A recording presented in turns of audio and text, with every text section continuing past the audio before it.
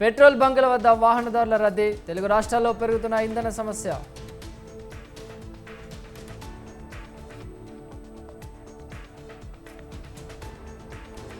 Black చేసిన, కృత్రిమ కొరత సృష్టించిన చర్యలు తప్పవు, బంకుల యాజమాన్యాలకు చంద్రబాబు హెచ్చరిక.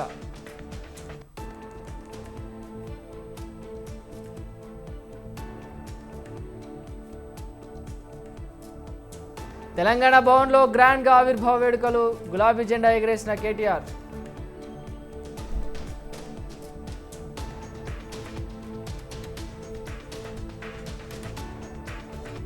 బీఆర్ఎస్ను మళ్లీ పట్టాలెక్కిస్తామన్న కేటీఆర్, కాంగ్రెస్ బీజేపీలను ఇంటికి పంపిస్తామని వ్యాఖ్య.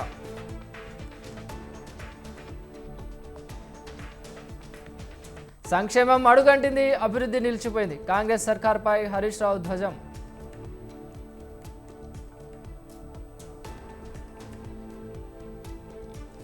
కేసీఆర్ పార్టీకి మనుగడ లేదు, టీఆర్ఎస్కి భవిష్యత్తు ఉండదు, రాష్ట్రంలో ఉన్న పార్టీలే మూసేస్తున్నారన్న రేవంత్ రెడ్డి.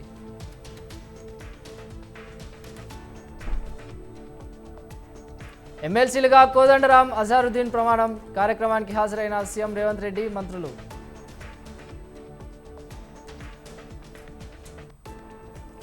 గాంధీ భవన్లో కీలక సమావేశం, బిఎల్ఏల నియామకం, కమిటీల ఏర్పాటుపై సమీక్ష.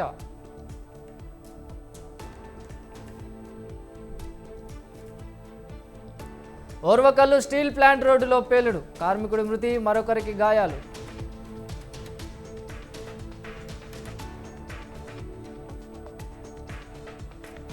విశాఖ జిల్లా కోర్టులో మహిళా ఆత్మహత్యాయత్నం, కుటుంబ సమస్యలతో మనస్తాపంతో కత్తితో పొడుచుకున్న వైనం.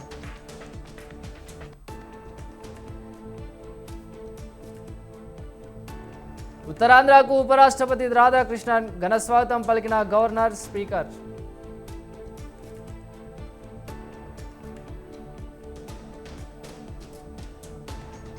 తెలంగాణలో భగ్గుమంటున్న ఎండలు, 45 డిగ్రీలకు పైగా ఉష్ణోగ్రతలు నమోదు.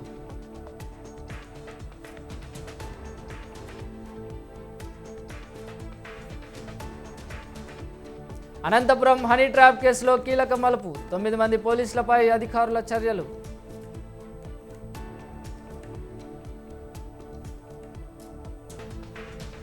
బీజేపీలో ఆప్ ఎంపీల విలీనం కంప్లీట్, గ్రీన్ సిగ్నల్ ఇచ్చిన రాజ్యసభ చైర్మన్.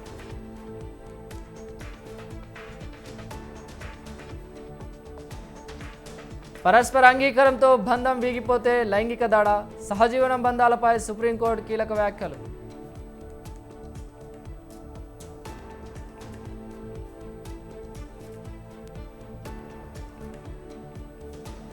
కాసేపట్లో ముగియనున్న బెంగాల్ ఎన్నికల ప్రచారం, నెల రోజుల నుంచి వీధుల్లో హోరెత్తిపుస్తున్న రాజకీయ నేతలు.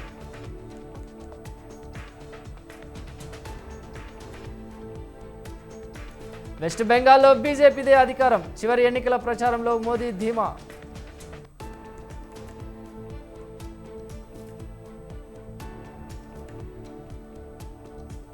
నేతన్యాహును గద్దె దించేందుకు ప్లాన్, ఇజ్రాయెల్ మాజీ ప్రధానుల కొత్త పార్టీ ప్రకటన.